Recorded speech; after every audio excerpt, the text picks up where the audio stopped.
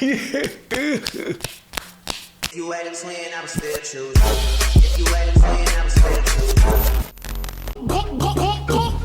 à tous, j'espère que vous allez bien. Aujourd'hui, on se retrouve pour l'épisode de vos pures confessions, la partie 31.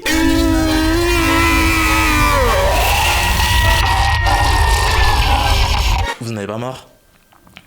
Je vois que vous n'en avez pas marre. Je vois dans vos yeux là que vous n'en avez pas marre de voir toutes les saletés qu'il y a. Non mais d'accord.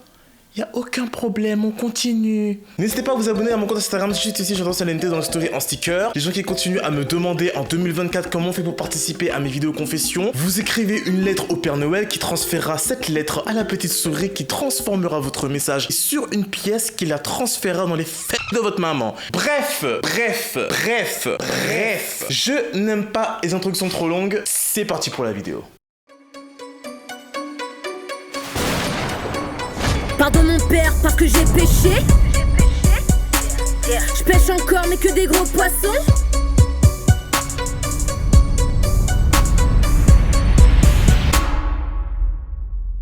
Et oui, j'ai une nouvelle coiffure, regardez. Regardez ma nouvelle coiffure.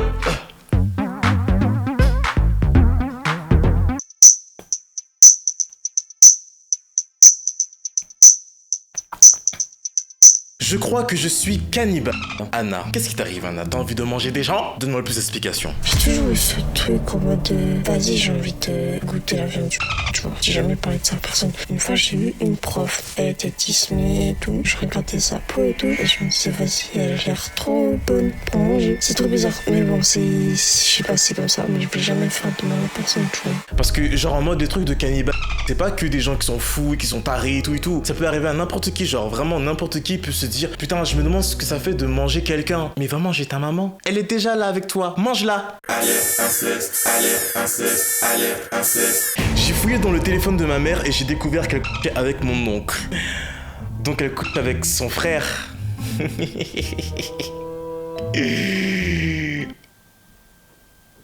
Il m'a envoyé une capture, apparemment c'est la preuve. Donc son oncle il dit à sa mère: salut, désolé, je suis plus que débordé en ce moment, j'ai pris le temps de te répondre hier. Il faut une voiture propre et pas abîmée, mais qui part à la poubelle, c'est ça? Il te la faut quand? Frustration toujours, à chaque fois que je te vois les fêtes moulées dans le jean, j'imagine ce que je ferais avec ta culotte. Vous imaginez, vous avez un oncle qui part comme ça à votre mère, donc ta mère fait des choses avec son frère.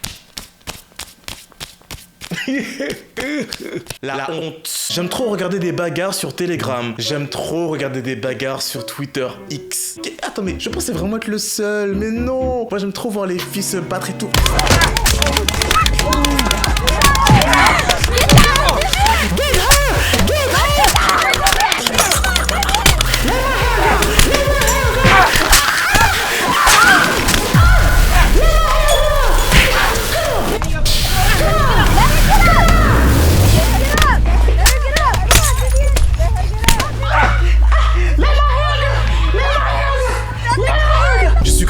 Aux opiacés, je prends plus d'environ 7 médicaments de palier 3 en 1 heure pour être dépensé. Un jour j'en ai pris 31 d'un coup car j'étais en manque, plus envie de sous-coup d'air. Je comprends rien à ce qu'elle dit. Mais moi je comprends pas vos langages de toxico hein. Et j'ai failli mourir. Donc elle m'a envoyé des captures de ses médicaments. Là elle est arrivée à l'hôpital. Elle m'envoie un peu les médicaments qu'elle prend. T'as un problème? En fait, vous avez vraiment des problèmes de toxicologie, toxicomanique, toxico. J'ai eu un deuxième traitement, on m'a enlevé le Tradamol et le Dafalgan à cause de ma surdose et pour que j'arrête d'être addict. Mais je suis encore plus addict aux nouveaux médicaments. Je pense qu'il y a beaucoup de personnes qui sont addictes aux médicaments. D'ailleurs, mettez en commentaire hein, si vous êtes addict aux médicaments. En France, environ 12 millions de personnes utilisent des opioïdes comme le Tradamol. Les overdoses ont augmenté de 167% en 10 ans, causant environ 3000 décès par an. Même le Dafalgan peut être dangereux en cas de surconsommation. Respectez les doses et cherchez de l'aide si nécessaire. Force à toi, parce qu'aucune action n'est à prendre à la légère et encore moins les actions aux médicaments. Tu as un problème? J'adore me faire vos...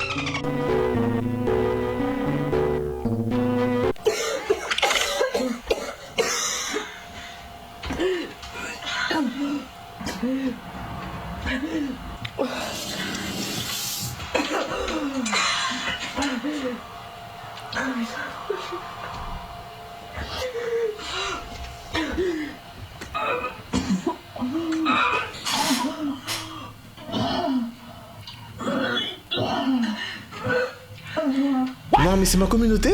En fait, vous arrivez toujours à m'impressionner d'épisode en épisode. C'est quoi ça? Tu te fais t'aimes te faire vomir? Pourquoi t'aimes te faire vomir? Bon, on va utiliser un autre terme parce que je vais pas mettre des bips à chaque fois. J'aime me faire rendre quand par exemple j'ai bu trop. Tu vois, je suis obligé de parler en langage codé parce que YouTube ils se sont décidés à démonétiser mes vidéos. YouTube maman. Donc, nous disions, je suis obligé de me faire rendre quand par exemple j'ai trop, tu vois, et bon je mets 2 doigts et je fais ah et voilà, tu vois. Toi tu fais ça pourquoi? Pour le plaisir? Are you dumb? Je suis désolé, ça me met vraiment très mal à l'aise, c'est quelque chose que personne n'est au courant. Bon, je me dis que pour avoir un témoignage comme ça pourrait peut-être aider les gens. Ça peut aider qui ici? Les gars, vous faites vraiment ça? C'est chaud. C'est quoi cette pratique? Je connaissais même pas. Dans mes vidéos confessions, on apprend de nouvelles pratiques malsaines. C'est super. Si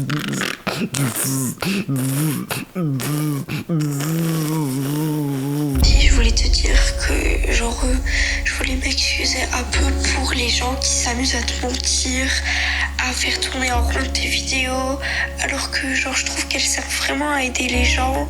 Tu donnes des vrais témoignages, des vraies histoires, des trucs intéressants. Tes vidéos sont incroyables, que toi tu es un youtubeur incroyable. Ça me saoule que tu aies dû arrêter un moment à cause justement de ces gens qui s'amusaient à te mentir et tout. Bref, voilà, juste pour... Ok, c'est super gentil, super mignon, super trop chou. En France, il existe des cas où des personnes se font volontairement vomir, non pas à cause d'un trouble alimentaire, mais parce que cela leur procure une sensation de plaisir. Ce comportement, bien que peu courant, peut entraîner de graves conséquences sur la santé, des lésions de l'œsophage, des carences électrolytiques et des problèmes dentaires. C'est super méga pas ultra dangereux ce que tu fais, donc arrête de faire ce que tu fais. J'ai déjà été un psychiatre, psychologue, médecin, porché, mais c'est bon, là j'en ai marre, je suis fatigué, donc allez consulter, c'est super important les gars, parce que là t'as l'air super jeune en plus et tu te fais vomir. Pourquoi? Qui t'a dit de faire ça? J'adore l'odeur corporelle de mes proches, je sniffe leur aisselle sans déodorant. Je sens aussi leurs vêtements avec leur parfum dessus. Ok. J'arrive à les reconnaître juste grâce à leur odeur. Tu fais ça à tes frères et sœurs, ta mère, ton père. Tu sens leur odeur de vêtements sales dans les linges sales. Faites attention à vos vêtements sales dans les paniers de linge sales. Parce que entre les gens qui sentent les culottes, qui mettent les culottes, qui se blablabla avec vos sous-vêtements, méfiez-vous de vos proches, méfiez-vous de vos frères et sœurs. Ce sont des cochons. Je collectionne des photos de nus qu'on m'envoie. Oh my god. Il faut pas envoyer des trucs comme ça. Je viens de voir 8 d'origines différentes. Vous êtes des malpropres, des cochonnes, des sous-loupes. Vous êtes des sous-loupes. Je devrais même faire un t-shirt sous-loupe tellement vous êtes des sous-loupes ici. En fait, sur Snap, je suis mondial. J'accepte tout le monde et du coup, il y a des gens qui m'envoient leur nu sans me demander. Alors, en même temps, Snap, c'est une porcherie. Et j'ai déjà dit ça. Il y a des gens qui me disent: est-ce que t'as Snap? Non. T'aurais pas un Snap? Bon. C'est quoi ton Snap? Non! J'ai pas Snap! J'ai pas. Tu veux quoi? Tu vois ma...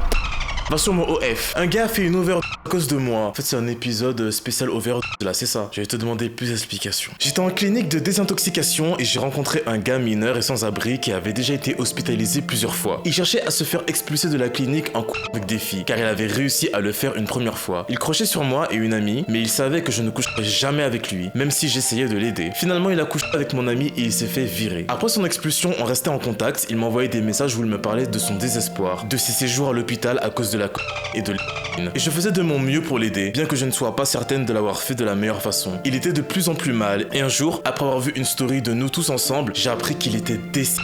C'était un Il était devenu comme un meilleur ami pour moi. Je me sentais profondément coupable de ce qui s'était passé. Non seulement parce que je n'ai pas pu l'aider comme il le fallait, mais aussi parce que j'ai contribué aux rumeurs qui circulaient sur lui.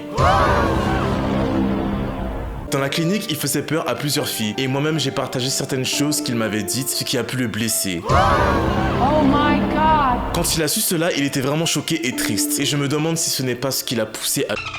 Je repense à cette période et je me demande si j'aurais pu faire quelque chose pour lui. Peut-être que s'il avait su à quel point je tiens à lui, ou si je l'avais revu une dernière fois, il ne serait pas là aujourd'hui. C'est triste, mais même si t'aurais peut-être, éventuellement, potentiellement, théoriquement ta part de responsabilité, c'est quand même lui qui a fait ça. Et même si c'était pas pour cette raison-là, parce que t'as peut-être propagé des rumeurs qui l'ont peut-être blessé, peut-être qu'il aurait trouvé quelque chose d'autre parce que c'était quelqu'un qui était déjà accro, c'est quelqu'un qui avait déjà des problèmes, ça se trouve en plus dans sa famille, dans son entourage, plus son addiction, donc tu peux pas te mettre la responsabilité entière de ce qui s'est passé. Elle m'a envoyé le message que la mère de son pote, qui est mort, lui a envoyé pour lui annoncer sa mort. Mes très chers amis, mes très chers proches, une cérémonie à la mémoire de mon fils se tiendra ce vendredi à 13h à la chapelle de... Toutes les personnes qui souhaitent lui dire au revoir sont les bienvenues. J'espère que tu vas quand même réussir à t'en remettre parce que c'est pas cool de vivre avec la mort de quelqu'un sur la conscience. Bon courage à toi et gros bisous. Mon père est mort à mes 15 ans à cause d'une crise. C'est quoi cet épisode les gars? C'est... Où sont les good vibes? Tu peux pas mentir sur ton père. Si tu dis que ton père est... c'est que ton père est... Parce que si vous mentez sur vos parents, c'est chaud, tu vois. Il y a 2 ans, je regardais Desperate Housewives avec mon père. Et on rentre avec mon petit frère et ma mère est positionnée à mes côtés. Et subitement, mon père commence à s'effondrer sur le canapé et à avoir des palpitations. On appelle les pompiers. Moi, je lui fais un massage cardiaque et ses yeux se pétrifient devant mes yeux. Et je découvre ensuite qu'il est mort d'une crise d'épilepsie. Oh, mais j'ai réussi à faire mon deuil, je vais mieux. J'adore tes vidéos. What the fuck is going on? Il m'a envoyé une photo de son père. C'est pas possible. Dinguerie. Dinguerie. Vous imaginez, vous êtes avec votre père il est à côté de vous, il fait une crise d'épilepsie et il y a plus de père. Force à toi. Mon père c'est... Non mais c'est pas... Non, c'est bon. Bon, c'est quoi cet épisode en fait? Pourquoi tous les pères sont morts?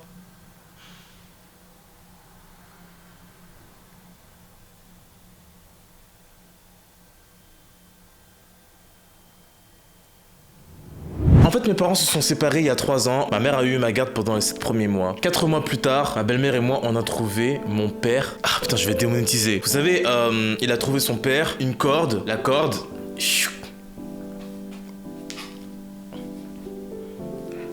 Bref, si vous avez pas compris, vous êtes imbécile. Dans une maison abandonnée.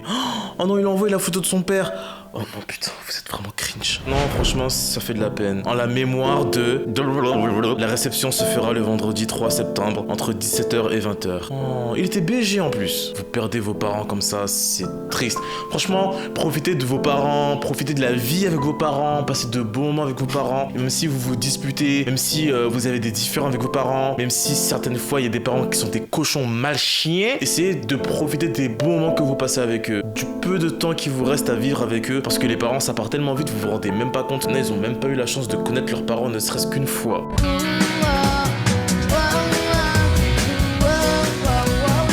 Mon père me fait manger par terre comme un chien.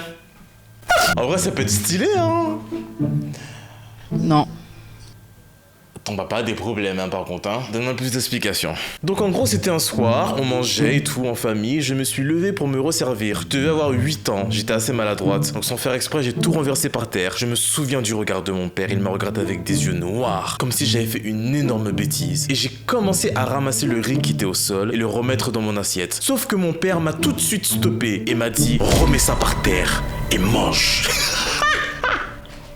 C'est un malade ton père, oh mon dieu, c'est un malade mental. Est-ce que je serais capable de faire ça? Parce que je suis un peu fou. Est-ce que je suis capable? Attention, attends, je réfléchis.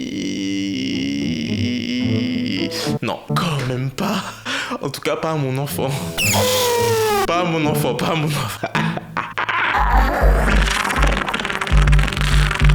Non, franchement c'est chaud, c'est vraiment, non, franchement c'est très très chaud.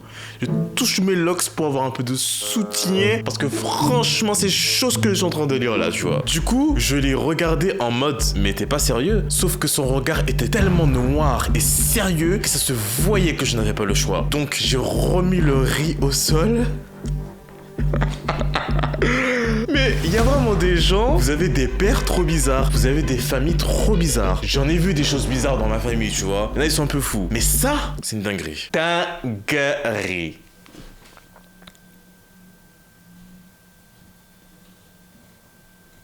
Dinguerie. Donc j'ai remis le riz au sol et j'ai dû manger du sol vraiment comme un chien devant toute ma famille. Et ta famille est restée là, comme ça, à filmer.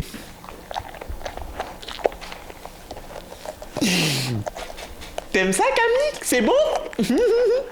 Regarde, elle mange par terre.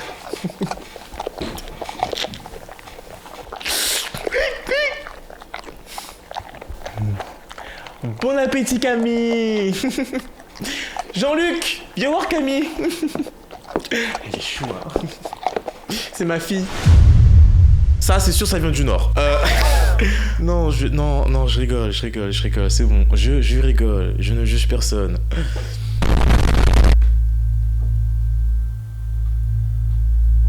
Non, c'est une blague.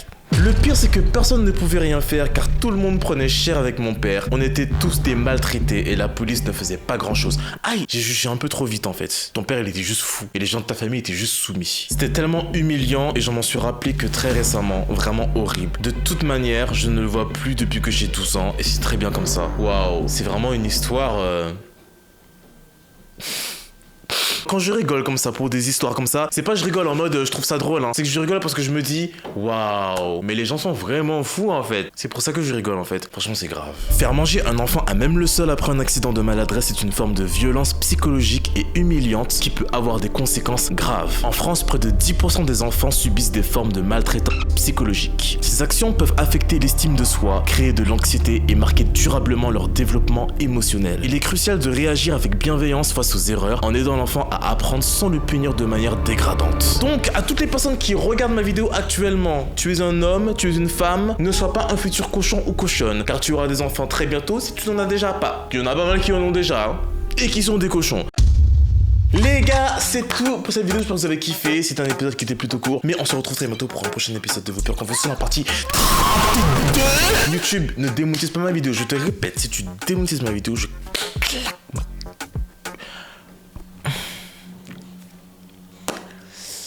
Tu vois ta maman. Hi YouTube, I love you so much. You are my friends.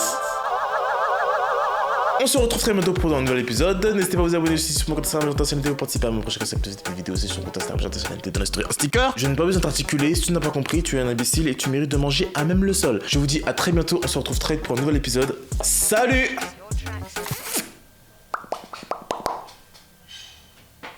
This is the thriller.